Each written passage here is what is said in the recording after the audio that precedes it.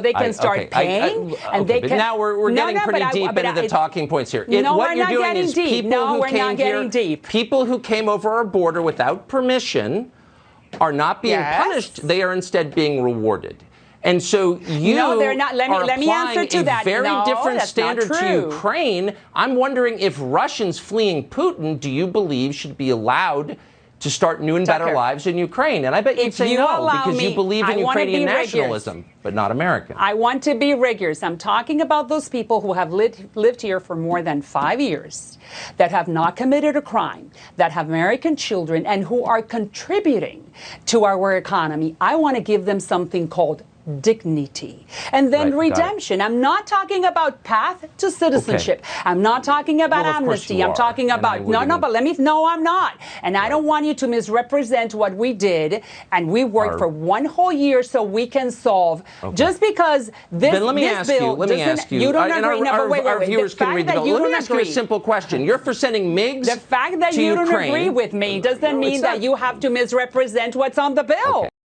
There's a battle back and forth Tucker was having with Florida Representative Maria Salazar. And the issue was a bill that she was co-sponsoring that would grant undocumented folks amnesty, or at least some sort of a pathway, and that is strike number 1. Just in that exchange yesterday, I want you guys to realize a couple of things there. As she had a few seconds to make her point, she did point out the dignity. We want to give folks the dignity. That's when he was triggered. That was one of the first points of dignity, because we see how he sees other folks, specifically these particular immigrants. And also, he said our viewers can read the bill. It goes back to them wanting to tell his viewers what to think.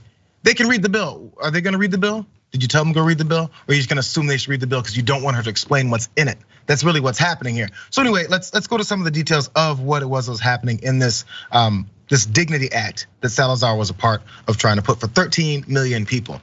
So the Salazar bill would allow undocumented immigrants who have lived in the United States for more than 5 years to stay and work here without the threat of deportation. It also offers them a path to citizenship, but it's a very long one.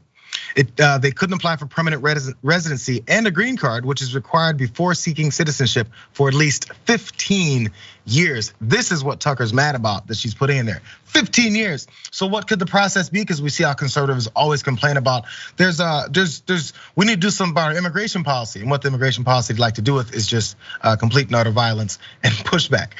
So here they are button heads further. They continued this argument for a while. Watch this part. Well, look, I think you've said it yourself that people who came here illegally, tens of millions of them, would be allowed to stay. They would not be punished, they would be rewarded. Now, you think that's enhancing their dignity? By the way, I'm not against those people. I just can't help notice the contrast that our borders are porous. They're not defended, they are open. Should we send the US military to the Mexican border? That is what I have created a whole plan so we can really seal the border. Because you know what? My community, the one that I represent, let me finish. Let me finish. America, the one that I represent. Okay. Listen, let me finish. Give me 15 seconds. I shall. Thank you. I have created a series of measures so we can secure the border. If we deport those 11 or 13 million, we may not have food by Friday. Okay. Why? Because the food supply chain. Okay, then would you support the US military securing the United States border tonight, or on the same timetable as sending MiGs to Ukraine? How about that? That's hypothetical again. No, it's a very straightforward question. What are you talking? You're a lawmaker. No, it's not hypothetical. What do you mean? Just say it. You're not for it, and you're for it in Ukraine, but not here. I don't know her stance on whether or not she wants to send American forces to Ukraine to defend their borders. But I mean, Tucker will definitely allow his audience to think so.